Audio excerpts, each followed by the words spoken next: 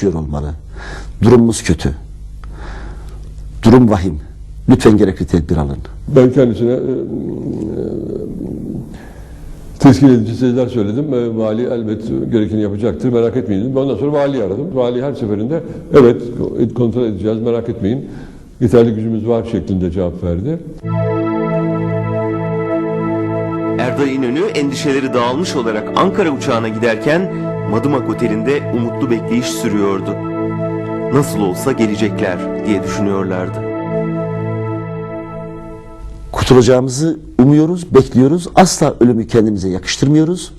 Üst katlarda çocuklarımız oturmuşlar, yazarlarımız, bayan arkadaşlarımız oturmuşlar.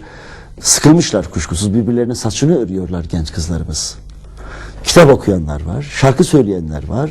Asaf Kocak mızıkasını çalıyor.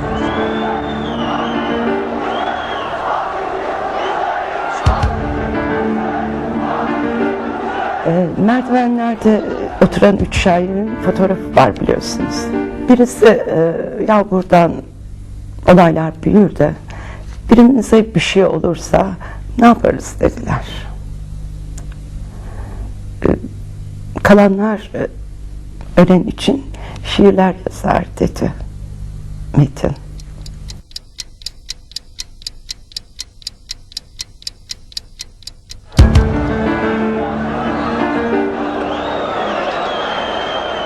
Valilik raporuna göre saat 18'de Madımak Oteli önündeki göstericilerin sayısı 15.000'i bulmuştu. Polis artık direnemez haldeydi. 5 saat polis ve jandarma Madımak'a saldırganların girişini engelledi. Yerine göre havaya ateş açtı, yerine göre çok kullandı, yerine göre kenetlendi, yerine göre belki birilerini yani sırtını sıvazladı. Yani bunlar da oldu, olmadı demiyorum. Yani o noktada tıkandık artık.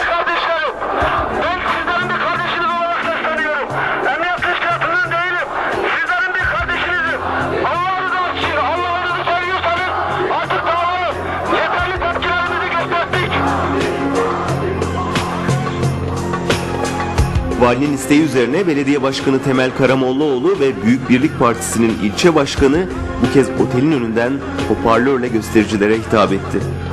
Ancak bu konuşmalar yatıştırıcı değil, ateşleyici oldu.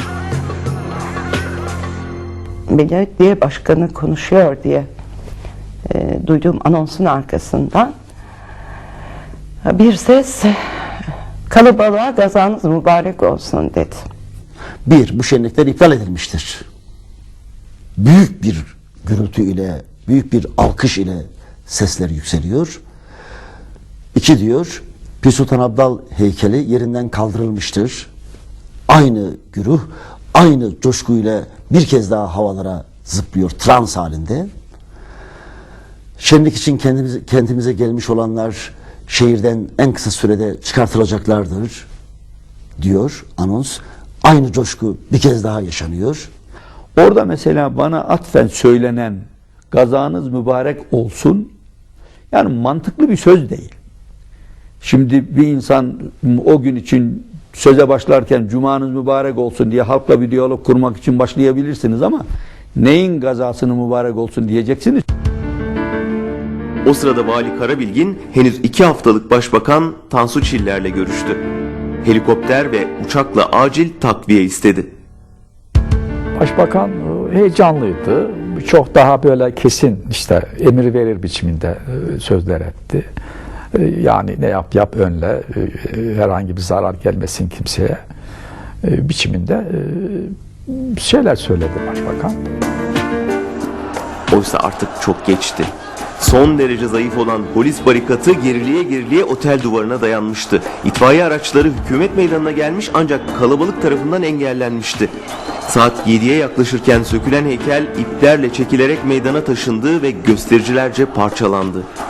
Bundan sonra sadece kitle psikolojisi konuşacaktı.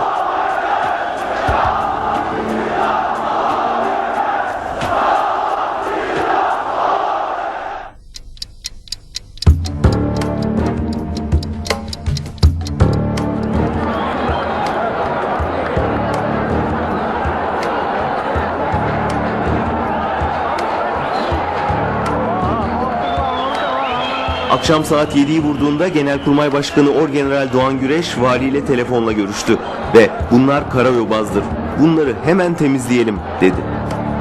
Tugay Komutanı Tuğgeneral Ahmet Yücetürk'ün bütün gücüyle yardımcı olacağını söyledi. Orada 6.000 mevcudum var dedi Sayın Valim. Emrinde. Dedim ki paşam bunları bana söylemeyin dedim. Bak yanımda Tugay Komutanı var. Telefonu ona veriyorum. Ona söyleyin. Talimatınızı ona verin dedim. Telefon uzattım. Tugay Komutan ayağa kalktı. Telefonu aldı. Baş üstüne komutanım dedi ve kapattı gitti.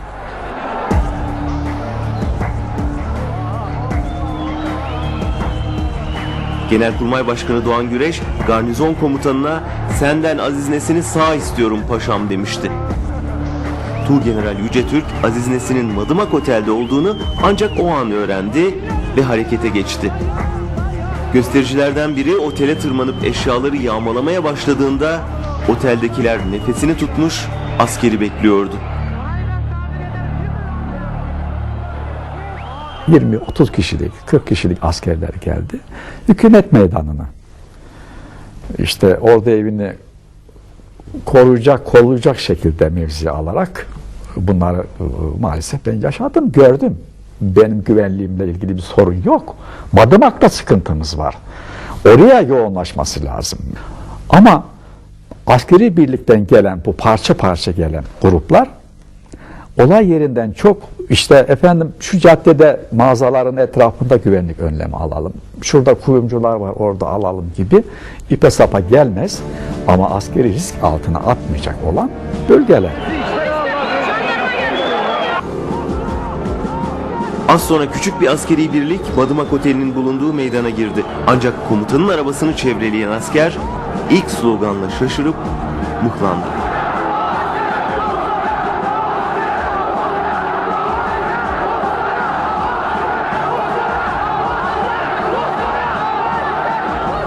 Şimdi etten bir duvar otele ulaşmaya çalışan askerin önüne set çekmişti. Komutan arabadayken bir albay göstericilerle konuşmaya başladı.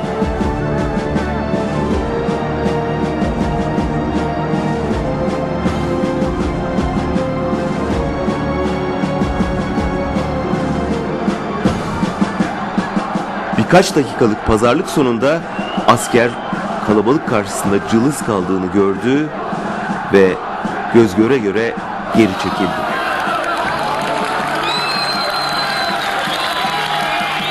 Bu ricat adeta bir infaz izniydi. Gözü dönen topluluk hemen ağız değiştirdi.